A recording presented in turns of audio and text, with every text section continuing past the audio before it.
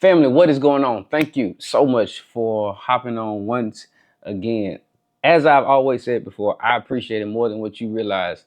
Because listen, I have no other agenda but to help. And yeah, I know that sometimes just a small word can be a major part of your day. And so that's what I want to be a part of. Thank you for allowing me to be a part of the myriad of voices that are part of your faith journey in your life. And I pray that somewhere along the way, that something is said that you find edifying or something that you find helpful, something.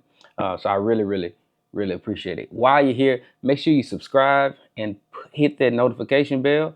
It really helps the channel, helps push what we're trying to do to the right places. So let's hop right into today.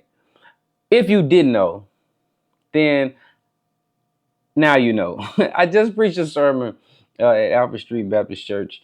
It's the place that I work at, and for the first time ever, for the first time ever in my life, I had a section of it go viral. Glorilla, hip hop superstar from Memphis, Tennessee, my hometown. 901. Posted a clip of my sermon that went viral, and then I posted it, and then on my page it did numbers as well. So it was kind of crazy, right? So in the midst of this going viral, there was also another side of it, because with all of this attention, with all of these eyes coming towards it, coming towards this one clip, it also welcomed a lot of negativity.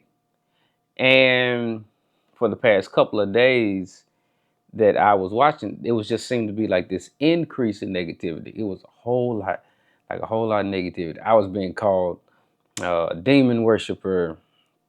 I was being told, I stole my sermon from somebody else. I was being told this. I was being told that, and I was like, hold on, wait a minute. And at first, I was cool, but then I kept looking at a lot of this negativity. I kept looking at it. I kept looking at it. I kept looking at it, and I'm reading every negative comment that keeps going, and even to some degree bypassing all the positive ones, because I was spending so much time focusing on the negative ones.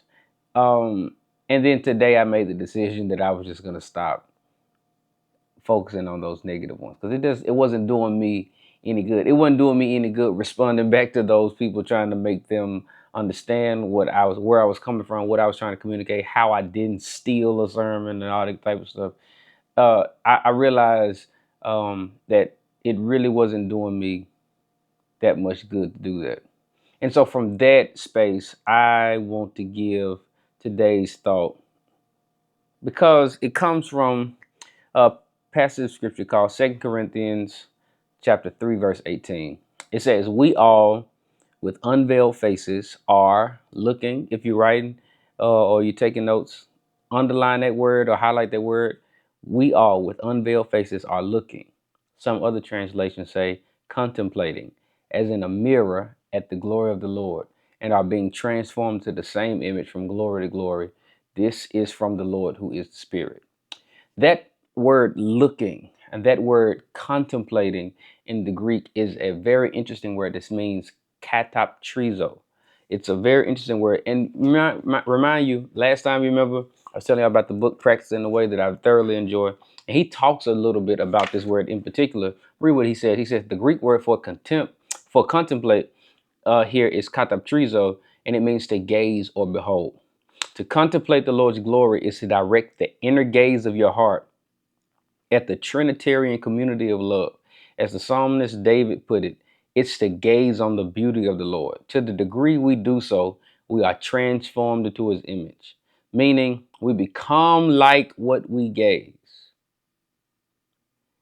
We become like what we gaze at, meaning we become what we gaze at, Jesus, with ever increasing glory, meaning we become more and more beautiful like Jesus over time through simple daily contemplation. Now, Colmer is making the argument that you and I should spend daily contemplating God and daily contemplating the love of God and things of this nature.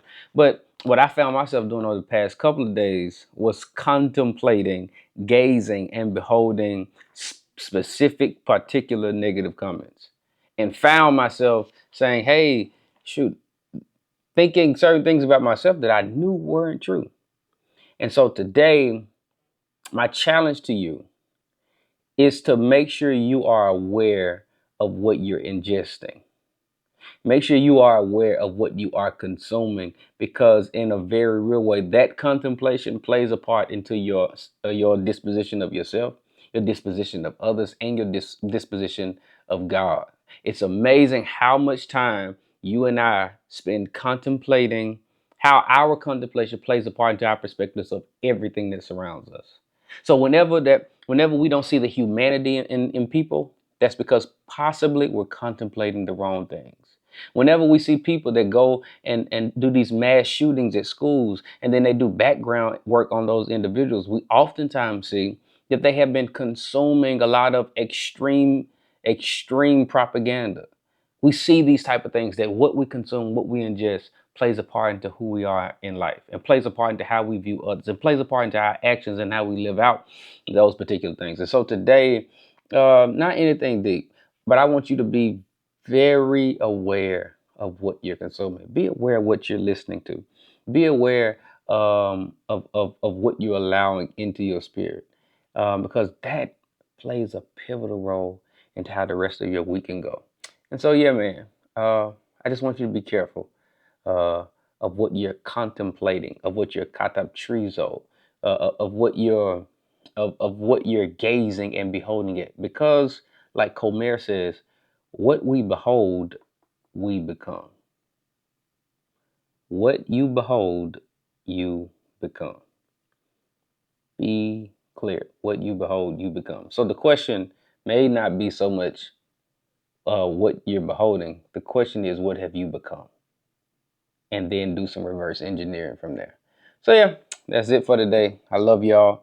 Share this with somebody that you think may need it. And as I always say, live in purpose, on purpose. I love y'all. See you next time.